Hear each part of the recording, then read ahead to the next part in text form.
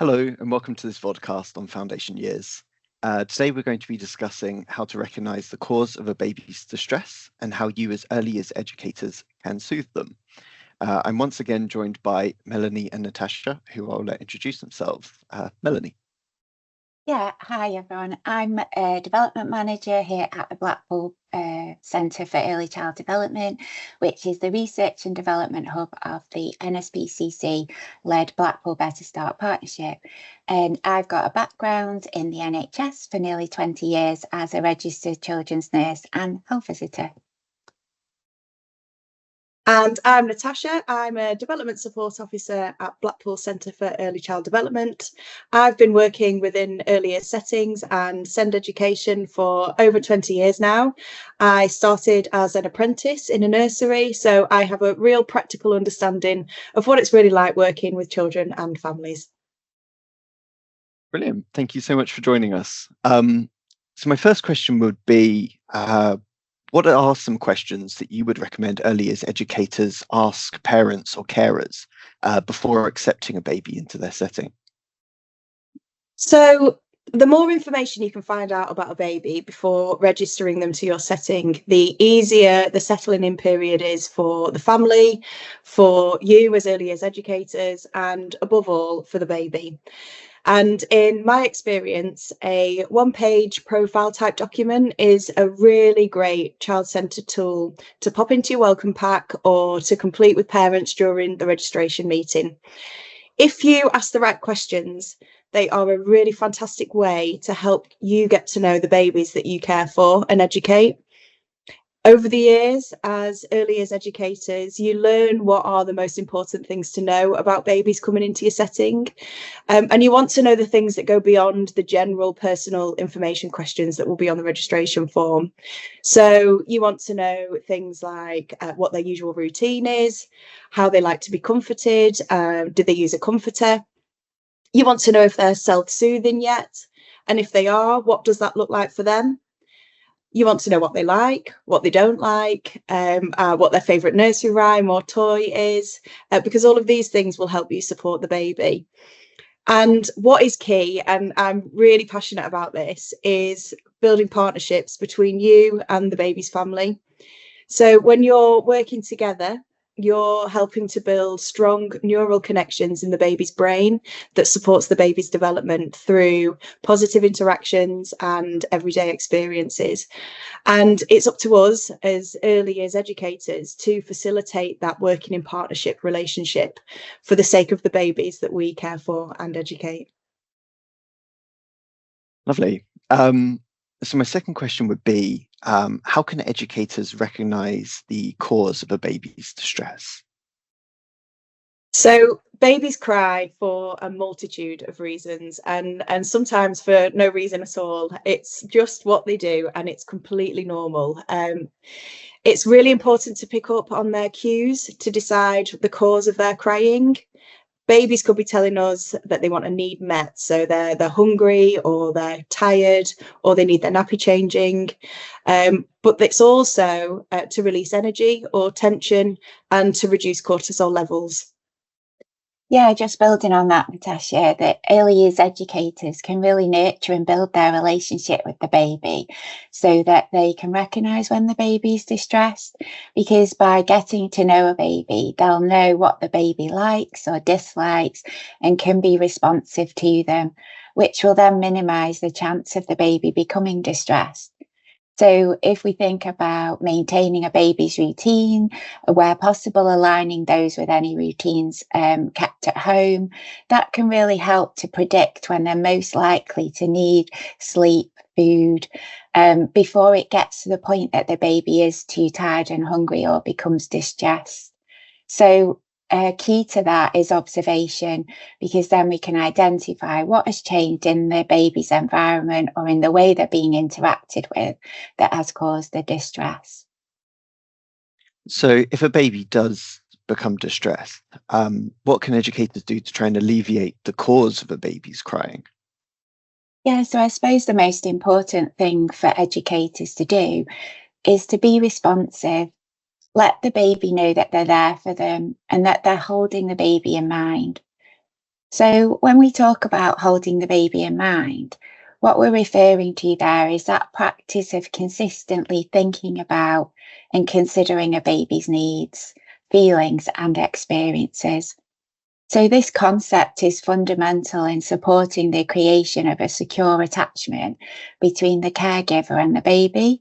So what that means, it involves being attuned to the baby's emotional and physical states, anticipating their needs and responding sensitively and appropriately.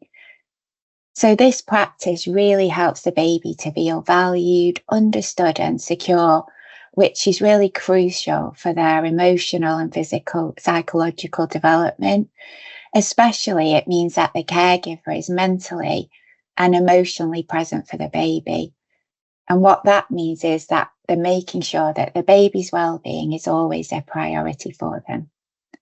So they could also run through a list of potential reasons why the baby might be crying, such as hunger, tiredness, overwhelm, needs changing. They might want to cuddle or to play, and also checking for illness. So focusing on finding a solution, but always remembering that the baby is trying to communicate something. When I'm approaching a crying baby, I always check that I'm in the right headspace to support them. And I always ask myself 3 questions. Can I be careful? Am I calm? And will I be caring? And if I can tick all of those, I'm ready to support that baby. And if I don't feel that I am, then that's when I can draw on the support of the team around me. We can really support each other just as much as we support the babies that we care for. So once I'm ready, I'll investigate intentions. So why are they crying? Once you know why, you can soothe them accordingly. And there's loads of different things that we can do.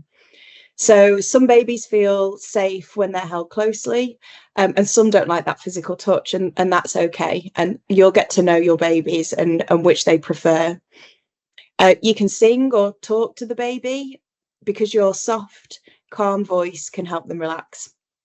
You can rub their back or pat their back rhythmically. You can distract them. And if you know the baby well, you will know their favourite game or their favourite song. You can rock the baby gently backwards and forwards. And when they're old enough, you can use their age-appropriate comforters. And again, knowing the babies that you're supporting as individuals and building a trusting partnership with their family is vital, because families provide key information about their babies that can really help you support them in the best way possible. The partnership provides a bridge between you and the baby that you're caring for. Fantastic. So previously you mentioned self-soothing. So this is something that some babies may have been taught by their parents or carers. What are some of these methods? So self-soothing for me is a milestone that I think is just as significant as crawling or walking. It's a calming strategy that is really important for babies to learn, but it doesn't really happen until around 5 months old. And that's when they start to gain some control over their body movements and they figure out what works best for them. The journey to self-soothing can be difficult, but from my experience, the key is taking things slowly and attuning to what the baby needs and wants. As early years educators, we have seen all sorts of weird and wonderful methods that babies use to self-soothe. Some babies find sucking soothing, and this is usually their hand, their fist, a dummy, or when they're a bit older, it might be the corner of their blanket or a comforter. Self-touch soothes babies, and they will often touch, rub their ears, their nose, their lips, or twiddle their hair. And this is where it's really important for babies to have their hands free so that they're able to do that. Some babies will clasp their hands together like this, and some babies may gently rock themselves backwards and forwards. But what is important to mention is that babies who self-soothe will still require soothing from a caregiver. Even when they seem to be able to soothe themselves, they still need to feel safe and protected and cared for. So what happens when a baby cries and they're ignored, for example? What effect can that have on a baby's development? Yeah, so tuning into and connecting emotionally with babies is demanding professional work that should not be underestimated or undervalued. So, this can be especially demanding when taking care of a crying baby, especially if the crying is going on for a long time. But it's important to respond when a baby cries because research has shown us that ignoring a baby's cries can change their brain structure. So when babies feel distressed and stressed from crying for too long without receiving responsive care, then it can really harm their brain development. So we know from what we've been talking about, babies need to feel safe and cared for, and that's paramount. What's your thoughts, Natasha, on this? Yeah, I agree. And sadly, in our time as early years educators, we may work with babies who don't have a trusting relationship at home, and that don't have learned, and they haven't learned to regulate or down regulate due to the needs not being met at home. So we do need to be mindful of the babies that show signs of avoidant attachment, and the babies that don't actively seek comfort. We need to keep an eye out for those babies that don't cry to express a need, and those babies that are often described as the good baby because they appear quiet and content, but in actual fact, their cortisol levels are really high. And it's just because they have learned that, or they haven't learned, should I say, that they can get support from an adult if they communicate that they need someone. These are the babies that are at risk of developmental problems. And because babies don't yet have the language to tell people what's happening to them, they are completely dependent on the adults who care for them. And like you said, Melanie, a baby's safety is paramount. So it's essential that we're able to spot potential signs that a baby is not having their needs met, or if they are experiencing or are at risk of experiencing neglect or abuse. So if you do ever have concerns, you need to be informing your designated safeguard lead and following the procedures within your setting.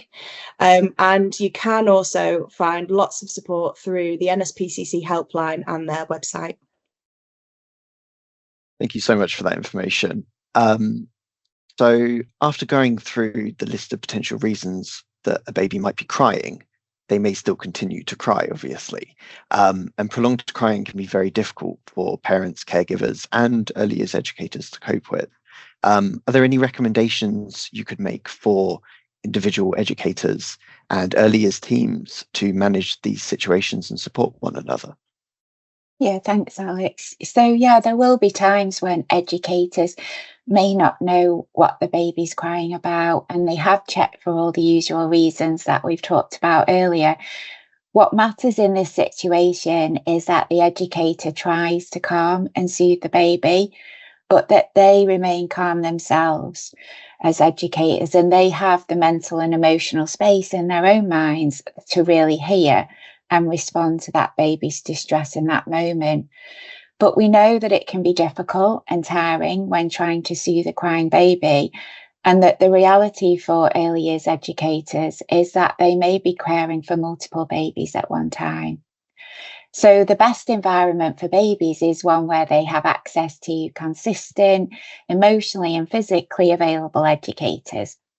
So, supporting a working culture that promotes staff well-being and recognizing the emotional demands and balancing tasks that alongside the needs of babies is paramount for early year settings.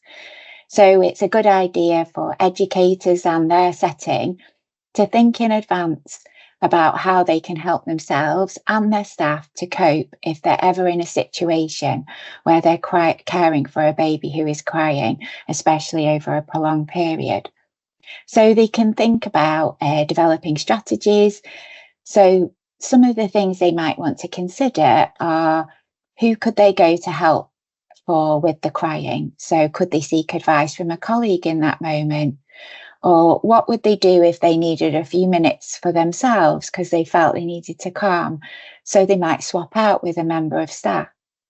So what makes them feel better as an educator? It might be doing some deep breathing or prioritizing, regulating our own emotions, and just carrying on and thinking what helps them to feel calm.